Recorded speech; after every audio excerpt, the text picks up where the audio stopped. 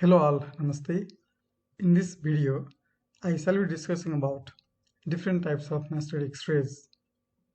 The first question is how to read an X-ray in general. Next, what are different types of X-ray mastoids? Third one, why is mastoid X-ray taken in lateral oblique view? And the last one is what are the degree of large mastoid cavity? How to read an X-ray? In general, the X-ray is read for plane or contrast first, then of region like mastoid, PNS, soft tissue neck, and nose. Next is the view, maybe AP, lateral or lateral oblique. In the neck, we usually perform lateral and AP views, whereas in the chest, we perform PA view. Why AP in the neck? Because in the neck, we want to look on the soft tissues anterior to the cervical spine and posterior to the airway. Therefore, we do AP views, not PA. But in the chest, we want to look on the lungs. So, we perform PA views. Then, we have to discuss about the important anatomical landmarks on that area, maybe in the ear or mastoid, maybe in the PNS or in the neck. And we have to look for pathological findings, if any, and you have to give a differential diagnosis. Let's move on mastoid X-rays. What are different types of X-ray of the mastoid? X-ray mastoid is performed in the plain film. Nowadays, X-ray mastoid has been largely replaced by the CT scan of temporal bone, which is usually HRCT, high resolution CT scan of temporal bone. But in the past, X-ray mastoid Townsend was performed, which is bilateral anteroposterior view showing both the mastoids and internal artery meatus. So we can compare both the mastoids in a single film in Townsend's view. Next is 15, 30 and 45 degrees lateral oblique view. 15 is Law's, 30 is Cellular's, and 45 degrees Mayer own. Why is the X-ray mastoid taken in lateral oblique view? This is a very important question to be asked in your practicals. This is because the labyrinth is the densest bone in the body. Therefore, when there is superimposition, we will not get a good image. Therefore, to avoid superimposition, we always perform in lateral oblique view. So, there will be no superimposition of the opposite side. Advantage of Cellular's and own view is that we can have a better visualization of the key areas, which are atic, areus, and antrum. They are key area of the mastoid. The next question is why to do a mastoid X-ray? In the past, the mastoid X-ray was performed to know the type of pneumatization, either cellular or sclerotic or diploic. To look for the position of the dural and the sinus plate, the dural plate may be normal or maybe low lying, or sinus plate may be either normal or forward lying. The low lying dural plate and the forward lying sinus plate make the contracted antrum or small antrum. Presence of bone destruction in cholesteatoma and presence of mastoid cavity and presence of cholesteatoma as cotton wool appearance on the X-ray would be diagnosed by mastoid X-ray.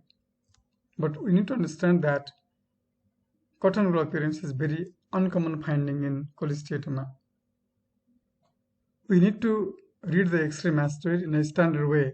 First, we have to find out the temporomandibular joint or TM joint, which is the key area of the mastoid X-ray. Next is we have to follow the TM joint posteriorly. Then we can find out the external artery canal, which is superimposed on middle ear and the internal auditory meatus. We can see a black shadow there. Then posterior to that we can see the dense radio-opaque bony labyrinth. Then we can see the mastoid cells and dural plate and the sinus plate. What is the key area of the mastoid? The key area of the mastoid is the atic, areus, and the antrum. In this X-ray, this is the lateral oblique view of the mastoid. You can see the temporomandibular joint, which is the first important landmark to see on X-ray mastoid lateral view. This is the temporomandibular joint. Follow posteriorly, you can see the external artery meatus. In superimposition with the middle and the internal artery meatus.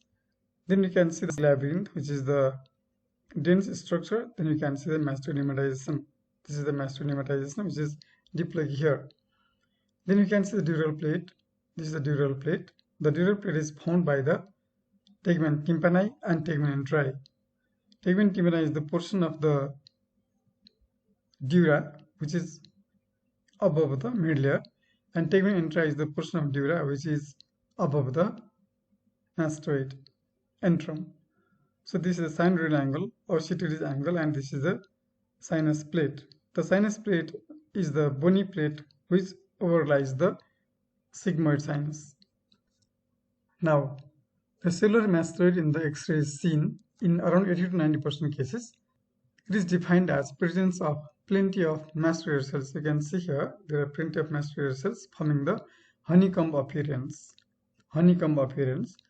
And presence of air cells can be seen beyond the confines of sinus and the dural plate, which is called hypercellular mastoid. So in a hypercellular mastoid, you can see many air cells.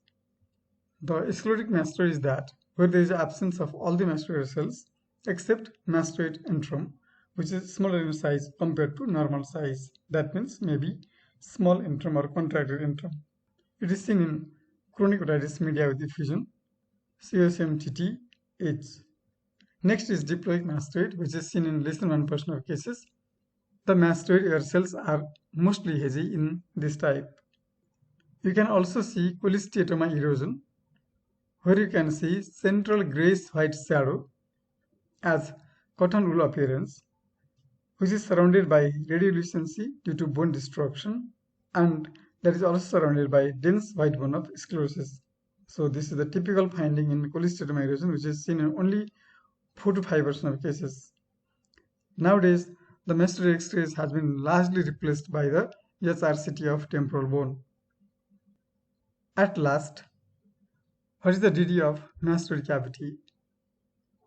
The differential diagnosis may be cholesteatoma. Due to automastectomy, we can see a big cavity in the mastoid. This is a big cavity. Post-mastectomy status or cavity, which is usually seen as irregular cavity. Mastoid abscess in acute colicin mastoiditis, that is colicins of the air cells. Tympanomastoid malignancy, secondary metastasis, eosinophilic granuloma, and mega antrum, that is large antrum. Thank you very much. Please subscribe my channel Dr. Krishna Koirala for more videos like this. Thank you.